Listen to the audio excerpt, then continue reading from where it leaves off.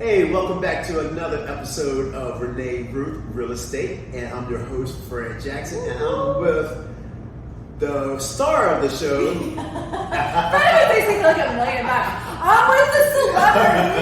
I'm with the real estate. Yeah. How you doing? Good. How you doing? Doing good. It's been a minute. It has. We've been so busy, and that we haven't had time to get in here to do our podcast. We're having time to get a lot of stuff done. So we're gonna start making. We were just talking before this podcast about making time. Making time. We were just like, we're gonna try to find a way to make 24 hours in a day like 28. Yeah.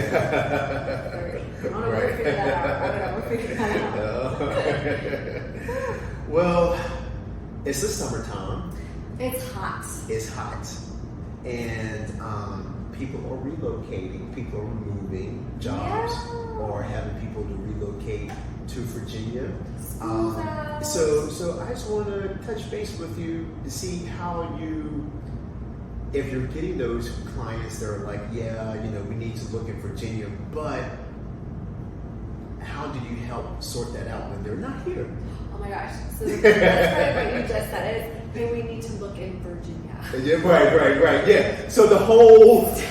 Are you throwing their dirt? Right. So then you get this lead come in and they're like, oh, I like this house. So you start talking to them and you find out they can live anywhere. Right. They like the state of Virginia for all these reasons. Right. So we're looking in like Stanton, Roanoke. So they give you this list of cities that if you were to drive all those cities to show property. Yeah. I mean, you there's no way. Yeah. So I could have said, I only work in Lynchburg, let me know if you see something here. But, Fred, if you didn't know this, but I think you do, as a agent in the state of Virginia, we can help someone buy anywhere in the state of Virginia.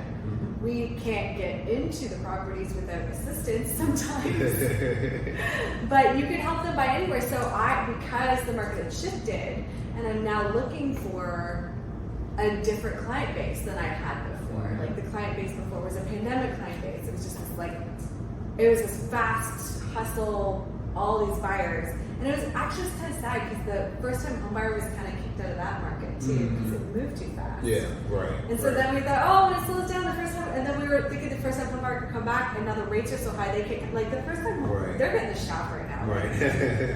So if you're a first time home buyer who's got, on the lower end of a budget, hang tight, the market will shift. Right. So I had, I always say in this business, if you want to find your clients, you've got to move with the market. You have to pivot. So I was like, maybe these are my clients because it wasn't like it happened once. Like I'm getting multiple people coming from out of state. Some of them moved first, not even in Lynchburg. They were, staying. Like the most recent one, he was staying in Roanoke. He'd actually been making offers on places in West Virginia. And then he called me a year ago, and then he called me back a year later. Hey, are you still doing real estate? Yeah. Do you sell in Roanoke? I can. Can you meet us there? We want to see some houses. And it turned out it was Friday, and I had nothing on books. I'm like, yeah, let's go, because I had a feeling. So I'm listening. What I learned from the first guy that I moved like this year. He was coming, he went to Christiansburg, Waitsburg, and we worked virtually on different places for over a month. And he was in the state, like an hour and a half from here, with his parents or family property. And so he was driving, 2 hours to Christiansburg, Blacksburg. He's doing these drives and going to his properties. And then he'd let me know what he thought. And like, I'm calling and finding someone to get him in because I'm not driving, us that way. And so he finally, we tried to offer, but every time we got there, like at $250,000 was his range, they were all garbage. Meanwhile, I'm here showing properties in that range, and they're not all garbage. Right? And I'm like, it's definitely, the values have gone up and it's shifted, but I'm seeing what he's looking at, and I'm hearing the agents telling me the deficiencies of these properties, and I'm like, man, I really think we could get you something in Lynchburg.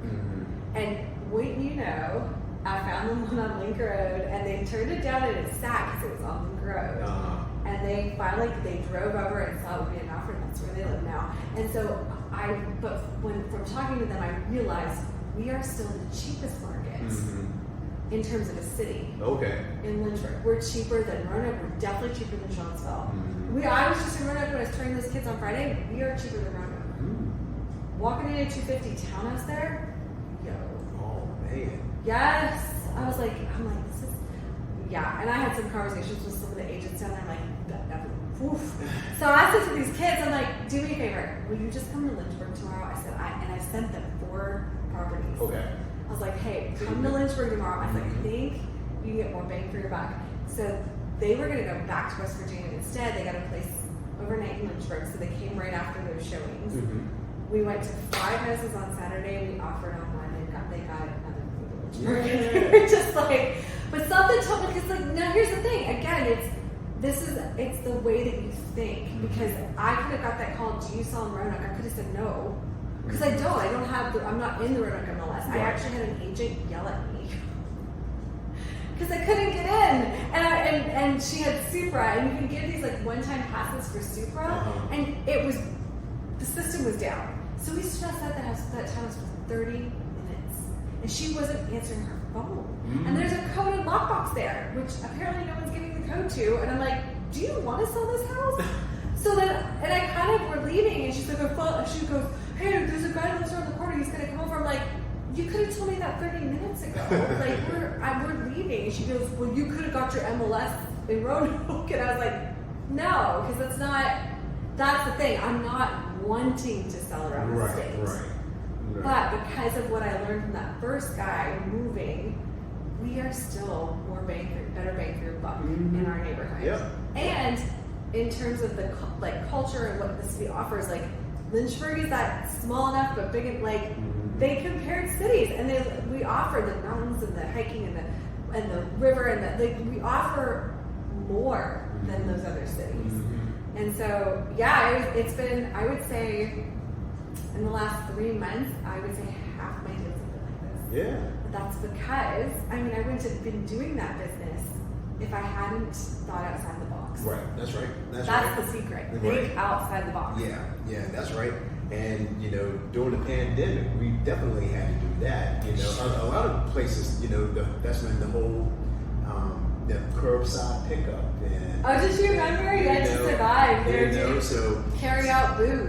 Yeah. So I was like, I should put this in my car. Right? Yeah, so it was just one of the things where trying to look on the positive side of all situations. That's what it was. The pandemic taught us how to think outside the box. So you're utilizing that.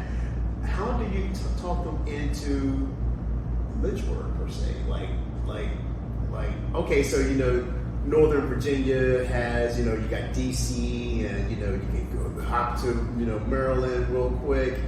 Then you got Central VA, and then you have Southwest Virginia, like the Roanoke and over one, then you got Danville. So how do you, when they say they're looking in Virginia because for whatever the reasonings are, like you said, how do you get them to Lynchburg?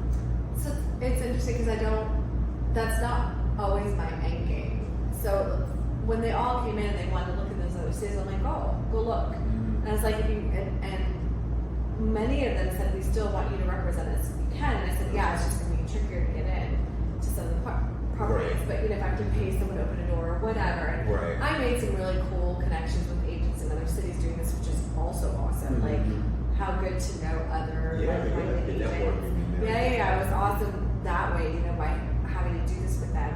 I met people in these other areas, and I said to them, like, look, man, if you ever need a door open here in Lynchburg, like, I'll return the favor. Right, you know what I'm saying? Like, because I think more agents are going to have to work like this. Oh, yeah, absolutely. So when I wasn't trying to get them to Lynchburg, it's just, and that's the thing, like, I don't think as an agent I'm ever thinking of what they should do. Like, I'm never like, oh, they need to do this. Until I only think that way once I've looked at the landscape and that truly is the best thing for them. So like, that's what was so crazy, is that every one of them, Lynchburg truly was the best thing. It was like, obviously I'm selling it, and it's easy for me to sell because I'm not a native. So I'm like, oh, I get it. Right. I'm not from here either. Right. We're in the South. All the things, and then, like when you say you're not from, like, oh, okay. Like there's like and that's what's so crazy. I was telling this, I was coaching in South Africa. You guys are listening, what's up? And I was telling them, I'm like, you're sitting next, they're in this auditorium and their cohorts in the company, they're sitting next to each other. And in another environment, those would be your competitors. Mm-hmm. You're vying for, you think you're vying for the same market. Right. And I was coaching them like, you don't get it though.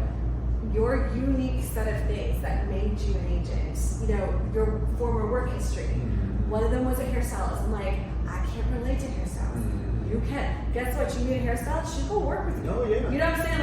Like, all these things that are so unique to you that make you you are the things that you're going to use to build and generate more of your business. Right. And so one of the things that's working for me is that I'm not from here. And when I make these edits, I was like, yeah, we're thinking about leaving Colorado, we're thinking about leaving New Jersey, like these places they're leaving from. Like, one of them was Northern Virginia. Like, there's like, we're literally in a neighborhood where we're so tight together, we're like sitting on top of each other. You know, they come and find a subdivision house that people here would think is like stacked up. They're like, look how much yard we have. You know what I'm saying? As compared to DC. Oh yeah. So it's just every person has this unique story that's as unique as you are. And I was telling them in South Africa, I was like, if you want to do well in any market, you want to take each person that you work with and become like, you're essentially like their, I say best friend, but like in almost a therapy way, like, because there's usually major life change. Well, I moved from another state, it's just a major life change. Oh yeah. Oh, I had one girl coming from Colorado. She'd been there 20 years. Broke down in tears. If you're ever watching this, this is only said in love. She broke down in tears in the house, and I was like, "What's wrong?" I was like, "We don't have to buy it." And she's crying. She's like, "No, this is just so hard for me." She's like, "It's everything. It's leaving where I've spent 21 years, and it's starting over." Like and I just looked at her. I was like, "Come here." Yeah. Like I give her this hug, and her husband's like, "She's just been having a really hard time with this," and I'm like, so then it became nothing about the house, and we spent like 30 minutes talking about this move for her, and how hard this was, and me being like, I get it. Like, I couldn't imagine leaving Lynchburg now. I've been here 21 years. I feel like I'd be like that going back to Canada, even though I'm from there. It'd be like, wow. Yeah. So you know, that's like, it's not that it's Lynchburg. It's that when the Lynchburg makes the most sense, then you're selling them on how incredible, because this place really is very cool. Like, you're selling them on the really cool things that are here. And the fact that, and that's why the Nova people, they're living in a subdivision. He's like, no one's from here. Like, everyone in the subdivision is from somewhere else. Oh, yeah, absolutely. Lynchburg's this huge transplant space. Absolutely. And then you have people like Fred who are from like up the road. But Yeah. fewer and far between. Right. So now let's, you know, you got them in here, or you need to present the home. Are you just calling them up and saying, yeah, so the kitchen looks like this, or are you on the technology train and you got your doing This virtual? is so funny. Okay, so you're talking about if they can't physically come see it. Okay, so a lot of these people have to come. So there's only two kinds of clients when it comes to tech: those who do and those who don't. And the ones who don't are usually the ones that have to feel a place. Like, I have to walk in to see how it feels. Okay, if you need that, I can't tell that for you. Right. So Right. Yeah, you have to come. You're gonna have to come here. Yeah, you're gonna have to get on a plane. Like, whatever you gotta do. Like, the one guy that came from Nova, he's like, I've got one day to find a house. And here's the thing, and Fred, I think you'd be good at this. I just kept saying, it's gonna work out. Did I know how it was gonna work out? No. Right? And this man is freaking out. He's like, everyone's telling me this isn't even possible, because his house was under contract. He's like, I have to find somewhere to go. They said no one's gonna take a case. He's just saying, like, don't worry. I just kept saying, I'm not worried. It's gonna work out. But I kept telling him it was, and guess what? It did. He came in, we had 4 houses, wrote an offer, got accepted, and that weirdly, the house had been on the market for like 2 weeks, and there was nothing wrong with it. I literally said to the agent, I'm like, why is this not under contract? She's like, it was the... It was meant for... That's what I said, like, I know? don't know if y'all Bible believe in people, but the Lord was holding this house for you. Yeah, it was so meant for your client. they had to come in, but the ones who don't, it's funny because the people that don't, not all of them are tech savvy. So like I sent a video to another client, she could not figure out how to open it. She had to go to Verizon and they're like, you can't do this because you have an Android. She has, and I'm like, yes, you can. So like there's the tech hurdle if they're not tech savvy, but most are. So the way that I do it is I treat the phone like they're with me, right? So it's all about how you have to remember that they're not with you, so they can't like look. So if you do this, you're like on a roller coaster, like everything's just flying, right? So it's kind of, you treat the camera like how would you want to have it filmed? So it's this like pan, right? This this is the front, so that they can look at the things because they're not here, right? So then when you walk in the door, like I walk in and I pan the space, and then you walk, like it's almost thinking like how a videographer would do that, and try not to be like Blair Witch. Right. Like, thankfully the new iPhones have a stabilizer on them, which is yes. So, and that helps tremendously. But then when I go in rooms, like I'm notating things that you couldn't see. So like I walk in and I notice that there's like wood rot on the door from walking. I'm like, you guys, you see this? It's like you've got some wood rot here. I was like, you scraped it, painted it, or you know. Right. So as I'm looking, I'm seeing deficiencies that they would have seen in person that you wouldn't necessarily see on a camera unless you come. Or they sit there and Zoom, right? So I treat it like, you know, here's the room. I'll be like, okay, so if you look at this, these electrical outlets are dated. I'll be like, there's someone ripped something off the wall here, so you've got some drywall missing. Right. You know, like I'm showing them the issues, and then I'm talking about the place as we go through. I'm like, wow, this room's a little tight. You know, check the measurements on to see the dimensions, and I'll be like, okay, so this HVAC looks old. I was like, I can't find the date on it. You know, I'm looking on the date for it. You know, but the water heater looks new. Like, you know, so and everybody, as I finish the whole walkthrough, so I usually break it up. Like I have to get in the house. So I film the exterior, get in the house, film the house, and then do the backyard. And I send it to them, and everyone that's come into town after they've seen the video, they're like, look just like the video. Because you know how sometimes pictures, when they take them, they make the house look. I don't know what they do with these photos. It's almost like what they do with their faces now on TikTok, where you can have like everyone's got like perfect skin and it's a filter. It's like there's some sort of house filter. Like you look at the photos and then you walk in and you're like, not even the same. House. So the video is very true. It's very raw. It's unedited. So you see all the flaws that aren't being shown in these very glossy photos. That agents, stop with those fancy photos. You're doing no one any favors. Yeah. It's not like it's almost like it's kind of like those dating apps, right? And the girls have these photos, and then you show up, and it doesn't even look like the photo. I mean, how upsetting is that? Right. House feels the same, just the same. Stop it. Make the house look like the house looks. That's right. Don't make that room look bigger. Right. And then they kind of like, wow, this is so tiny. Right. No one's gonna think it's bigger because the photo's bigger. Yeah. No, I'm with buyers all day. No one thinks that. Yeah. Right. Never. So yeah, that's how I do it, and it's just. It's really taking the care when you video and practice if you're not comfortable with videoing. Like, luckily, video from maybe because we're musicians, it's kind of a second nature thing artistically. But if that's not your thing, then you want to rehearse that because there's a huge market. If you don't know how to do that, you just lost leads. You just lost people you can't assist. Right. And it's a skill that's helpful. Get a good phone. It's a write-off. Brett did. Yeah. Because I did. I saw this video in front of my I didn't need this phone. Absolutely. Yeah. So yeah, you gotta pivot, man. And this is one of the ways. Yeah. This is out of state Just stuff. staying on top of your game. Like I said, thinking outside the box. But that's a real good insight. And hopefully, you as an agent, you'll pick that up and use it. Yeah. We'll be back for more. Yeah. Thank you all for joining us. See you next time. Cheers.